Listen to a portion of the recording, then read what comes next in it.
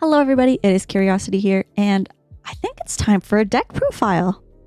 So for those of you that have been following in the Discord, I've been kind of tinkering around with Cendrillmon.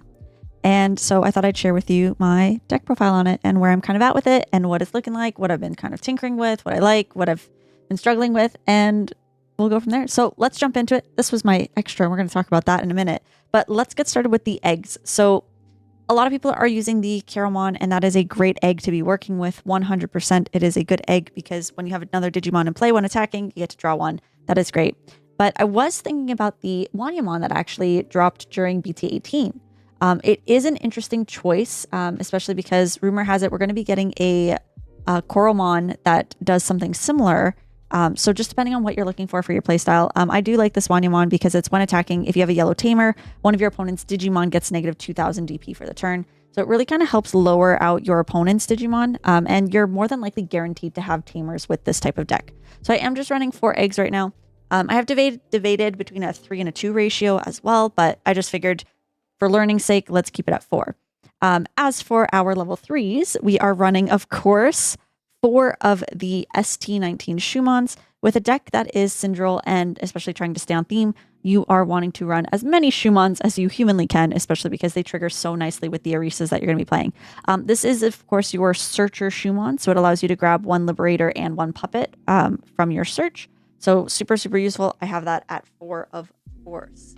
The next one up, I do have the EX7 Shumon.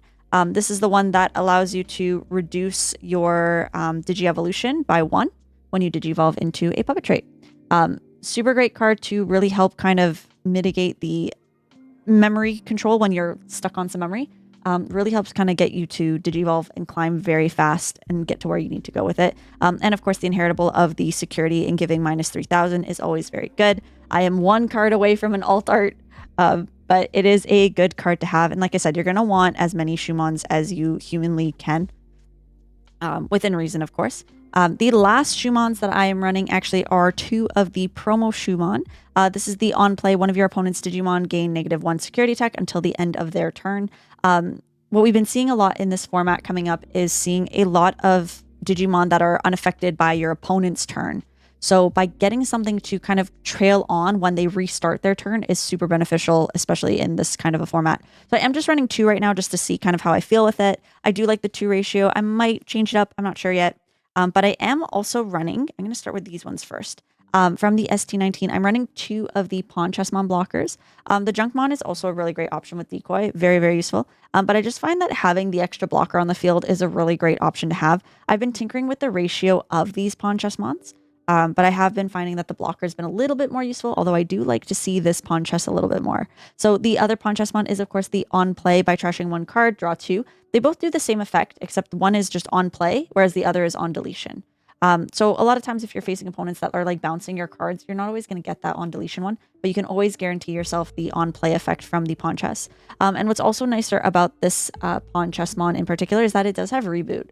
So when turn passes, it reboots, you overclock, or you overclock and then reboot, and then you have like your line already ready to go.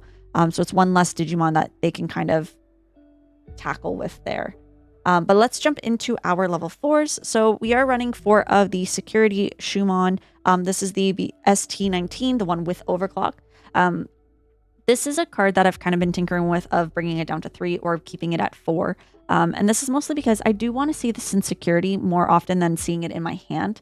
I'm less likely to go into an overclock at a level 4 unless I know I'm in a good board state.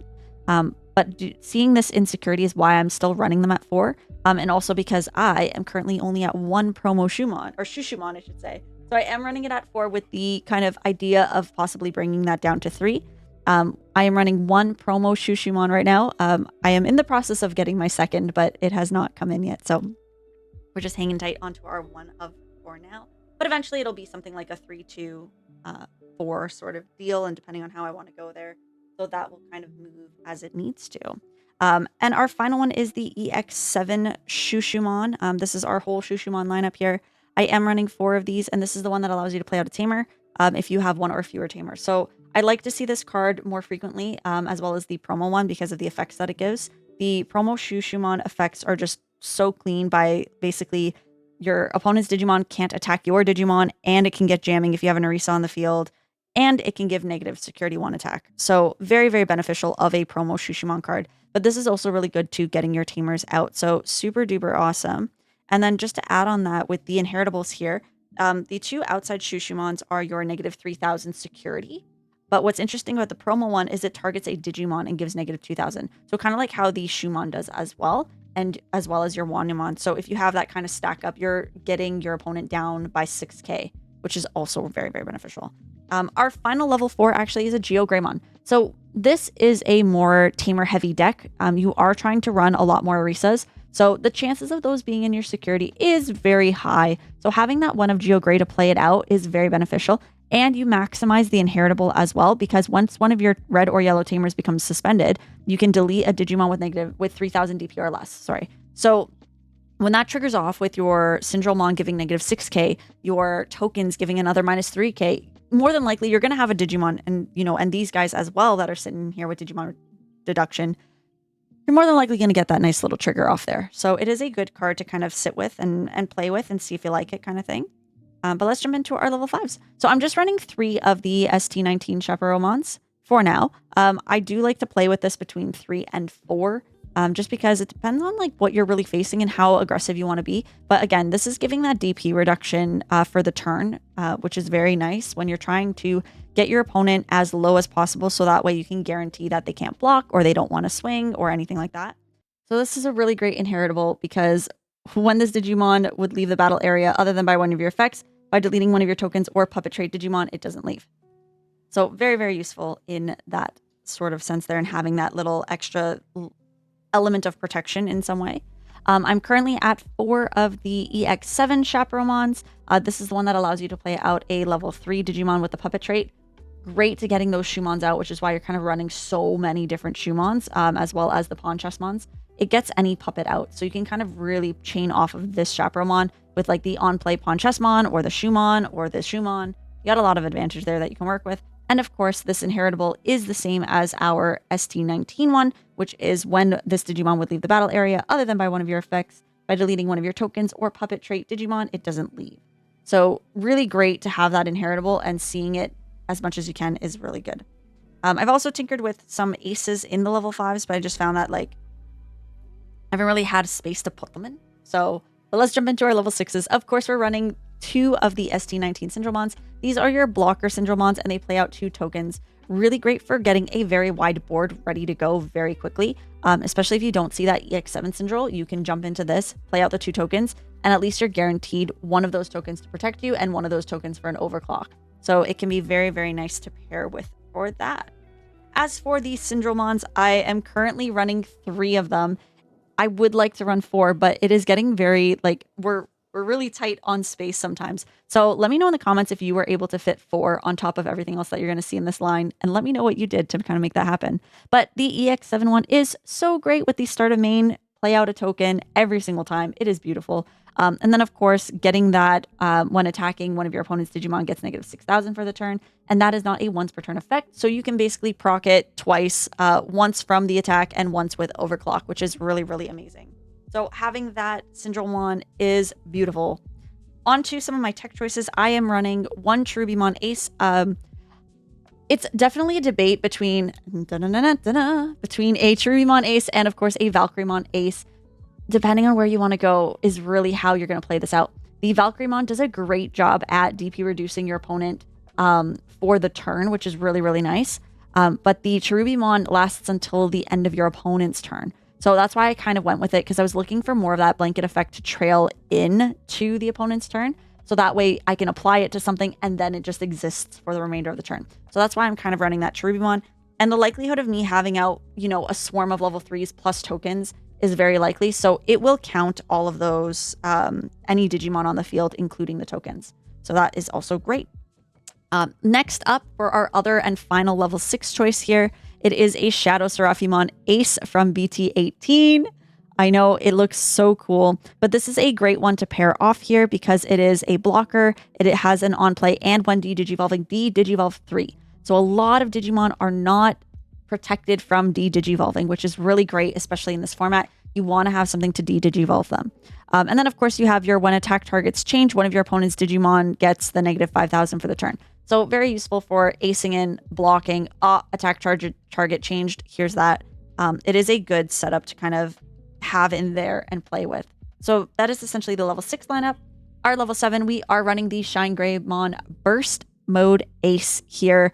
Again, we are playing a lot of Tamers, so how we get those Tamers out is going to make a big difference. So having this, dropping another Orisa, getting the playoff, and getting that DP reduction is stellar to have. So now we move on to our Tamers. I feel like I could add more Tamers, but I haven't figured out how or where to fit them in. So here we are. Again, if you know how you did it, let me know in the comments because I'm very curious. But alas, we are running 2 of the SD19 Orisas. This is your Memory Setter Orisa that provides Rush when an effect plays out a Digimon. So by a puppet trait Digimon specifically. So you got to have that. I'm only running 2. I have debated on 3, but I find like you really only need like 2 to get the rush off, which is nice. But yeah, so that's that. And then for our other Tamers, we are running 3 of the EX7 Orisas. This is your bread and butter from what I'm understanding. It is the one that gives you a memory if there's a Digimon on your opponent's field, which is fantastic. But in addition, when something gets deleted at any turn, you can suspend it to play out another puppet trait that is a level 3. So this is what is cycling all of your Shumons to make sure that they are ready to go for your turn when it comes back, or even on your turn when you're overclocking, and you can chain very nicely with everything. And lastly, for our Tamers, we are running 2 of the promo Orisas. These are the ones that play out a Shumon from your hand without paying cost. And then, of course, when you Digivolve, you can suspend it to gain 1 memory. This is also a great card to be having. I'm almost tempted to go 3, 3, and 2, just because I think that having that free Shumon to play out is always great. And you can kind of trail it really nicely there. And then you can Digivolve in it, gain a memory, and like you can really cycle very nicely with it. But that is essentially my Tamer ratio. And my options are fairly simple. We're not going too crazy here. I'll kind of pop them down here. I'm running 3 of the physical trainings. I have tinkered with memory boost. I just find the physical training is a little bit more beneficial because it can also grab the Tamers, and we are going to be seeing a lot of Tamers. So being able to have that option to either grab the Digimon or the Tamer is a nice touch for me to work with, which is why I'm running the physical trainings. You could also run Wonder Stomp. That is a viable option as well. And then, of course, we are running 1 Lonky. This is your, last-ditch effort. Once you're at that 3 security, you can really affect your opponent by getting that negative 12,000 on something or by getting something into security. It is a very great one. I am just running it at 1, though. I think 2 often feels like a bit too much because it's just such a heavy price to pay when it sits in your hand. And you can't really trash it off of the pawn chests either. So I kind of keep that in mind when I'm running with that. And then lastly, I'm just running 1 Vortex Resonance. Biggest reason why this is happening is I can't fit a second one in, but it is a great card to work with. You could do like a 2, you could do like a 2-2-1 if you wanted. But then again, you're, kind of strategically playing that out. And what's really nice is you can Digivolve for a reduced cost of 4, which means that theoretically your Shine Gray would cost 1. All of your level 6s would cost free because they're reduced to 4, and this is already a 3 cost. So you've got a lot of advantage with that Vortex Resonance that you can kind of work with, which is pretty cool. But other than that, that is that. And the final thing is tokens. I've actually made these tokens on my own. So they are my own designed tokens. And yes, they are foiled on both sides because why not? Let's do it. So I always say run as many tokens as you can, only because you never know what you're going to be facing. I faced a Mother Shoto deck a couple weeks back, and I only had 5 tokens. So I ran out very quickly when I was cycling my tokens. So run more than you think you want to. I think this is a stack of 6 that I'm running right now, which is pretty good. I find that 6 is good. You can go up to 10, if not more. Or you can go crazy and just do the full 50 if you want. But I'm currently running at 6. I haven't had to use all 6 yet, so I'm curious to see how far I can push it to see if I can get all 6 being used. And that would be kind of fun. So without further ado, that is essentially my Cendrillmon deck profile. Let me know in the comments if you think I should take this with me this weekend for regionals. Maybe I will. Maybe we'll decide. But let me know what you think, and I will talk to you all later. Thanks for sticking around. Make sure you like and subscribe, and I will see you at the next video. Bye, everyone.